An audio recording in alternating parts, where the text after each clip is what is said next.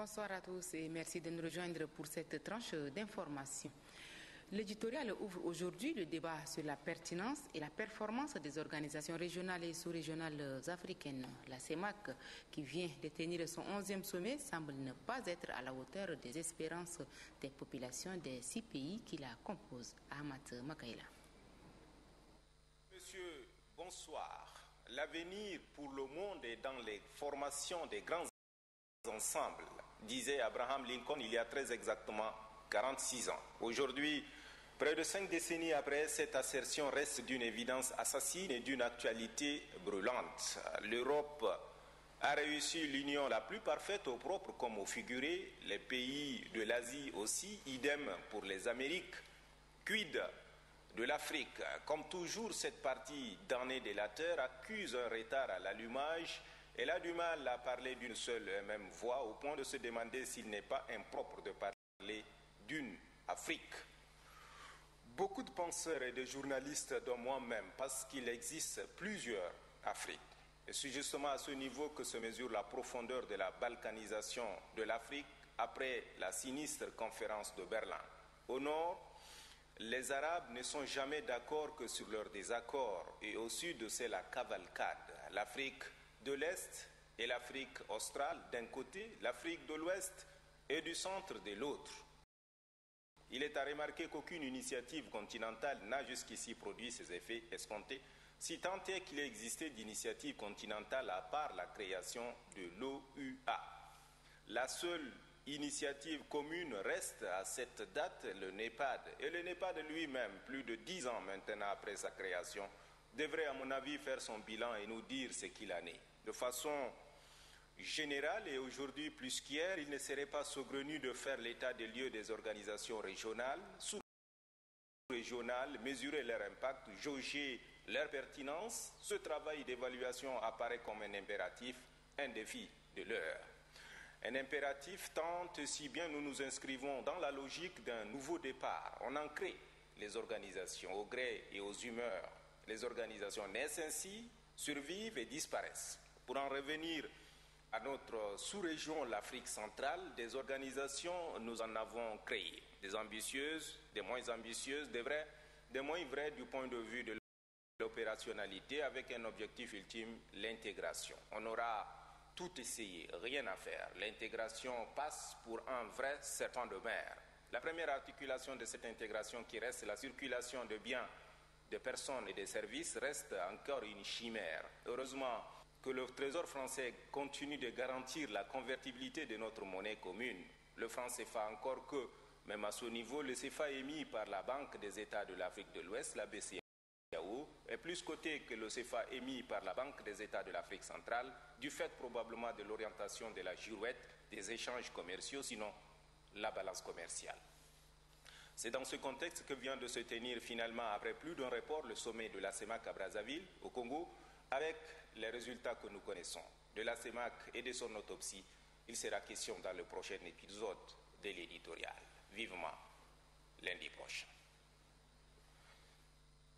La mission Cobra, qui vient de séjourner dans 4 régions du pays, a relevé des détournements et mauvais comportements dans les services déconcentrés de l'État. Mais le dysfonctionnement des 2 secteurs prioritaires que sont l'éducation et la santé ont retenu l'attention de notre reporter Assira Nambatingar.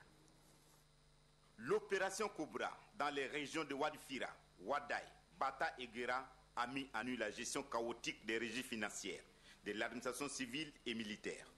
L'incompétence, le clientélisme et le détournement se sont ligués contre l'administration.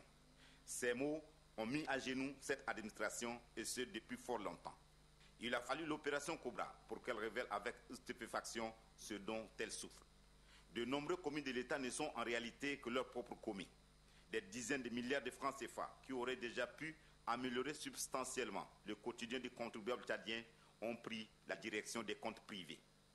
Ce comportement mafieux est malheureusement le dénominateur commun de tous les services. Mais le cas de la santé et de l'éducation dépasse l'entendement. Le détournement et le clientélisme ont franchi le Rubicon dans ces 2 secteurs pourtant prioritaires.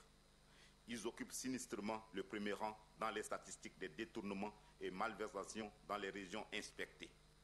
La persistance de certaines maladies trouve donc une de ses causes dans ce comportement. La baisse de niveau généralisé aussi.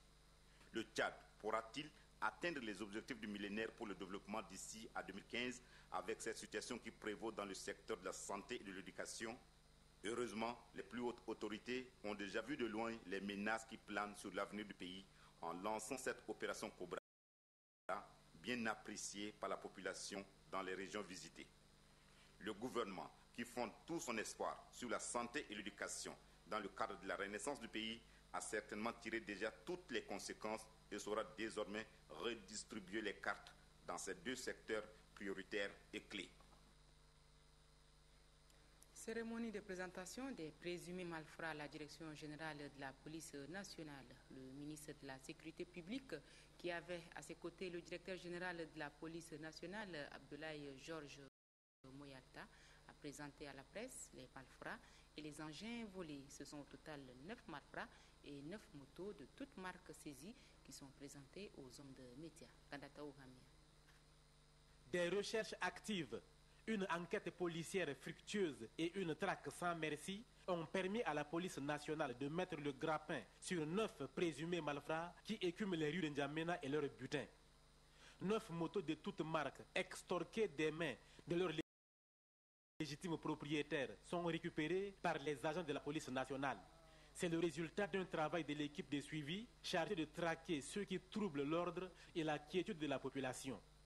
Certains de ces présumés malfrats opèrent de manière très organisée et avec des moyens roulants. Nous avons débusqué un des réseaux, je dis bien un des réseaux des braqueurs de motos et de véhicules de la ville de N'Djamena. Vous les avez vus, c'est des gens qui opèrent avec leurs véhicules, c'est des gens qui s'entendent, qui s'organisent et attendent les paisibles citoyens dans la rue pour les débarquer de leurs biens. C'est ainsi que vous avez vu leur chef qui s'appelle Ali Brahim, connu au nom de Ali Fraudeur, le propriétaire du véhicule rouge. L'une des victimes des braquages est venue s'enquérir de la suite à donner au cours de cette cérémonie de présentation des présumés malfrats et des engins volés. Pour le ministre de la Sécurité publique, la police ne se limitera pas seulement à la traque des fauteurs de troubles. Les receleurs et autres complices sont également dans la ligne de mire de la police nationale. Demain, 31 juillet, le Tchad, à l'instar des autres pays africains, commémore la journée panafricaine de la femme, édition 2012. À cette occasion, le ministre de l'Action sociale, de la solidarité nationale et de la famille a fait une déclaration. Suivez Fatimé Issa Ramadan.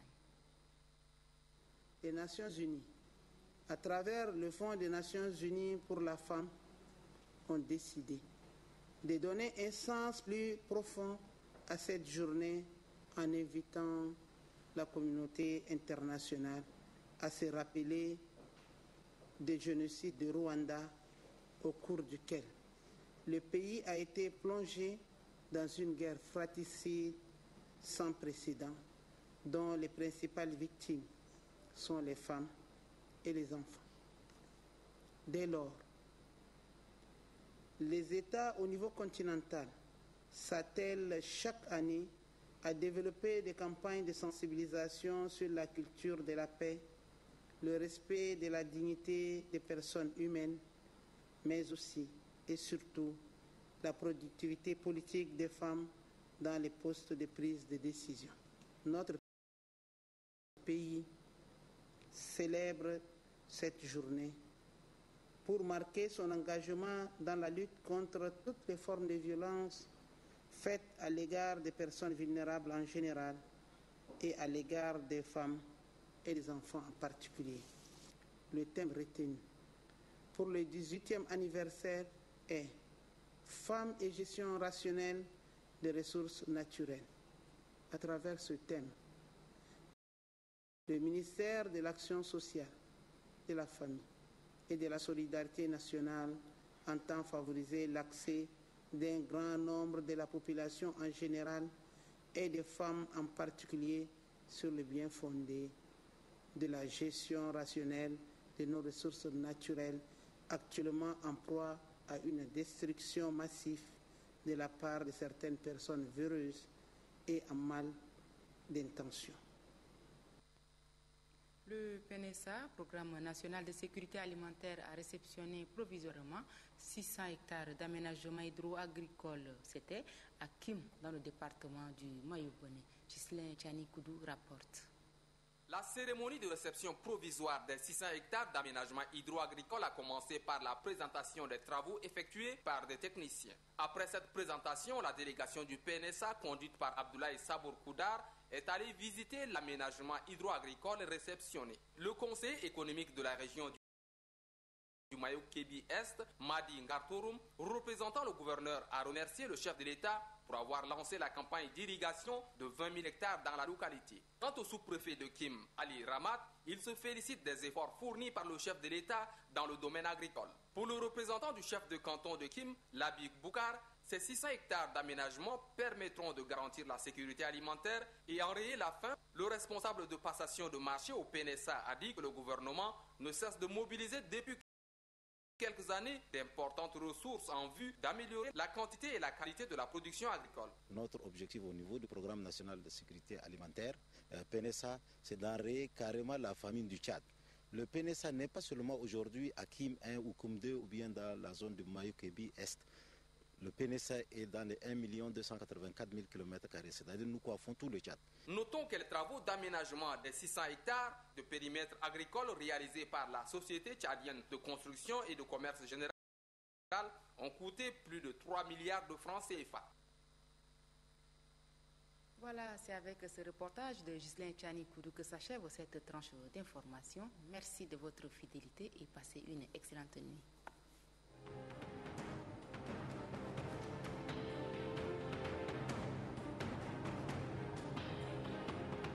À tous les orphelins du monde, écoutez ceci. Requiert.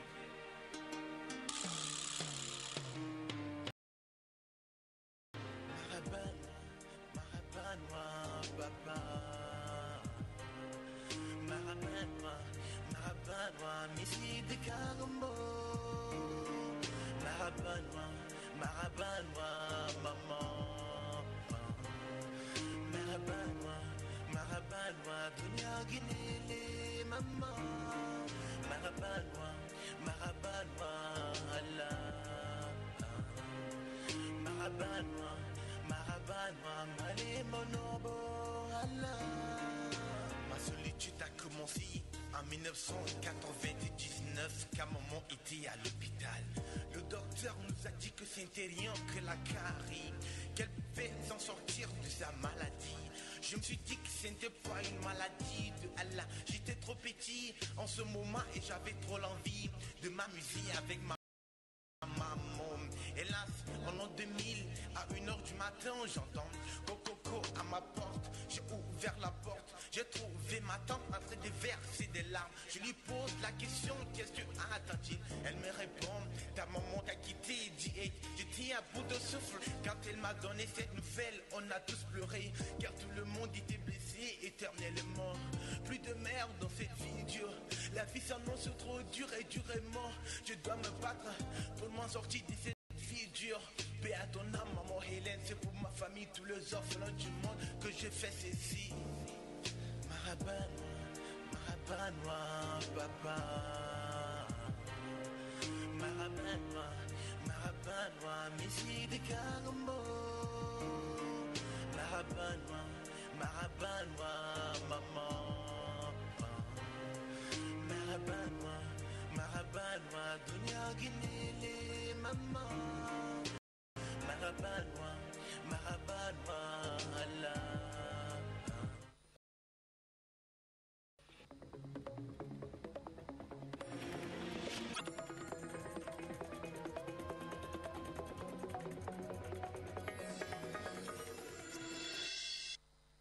السيدات والسادة أهلا ومرحبا بكم في عرضنا الإخباري الأخير لهذه الأمسية من الفضائية التشادية.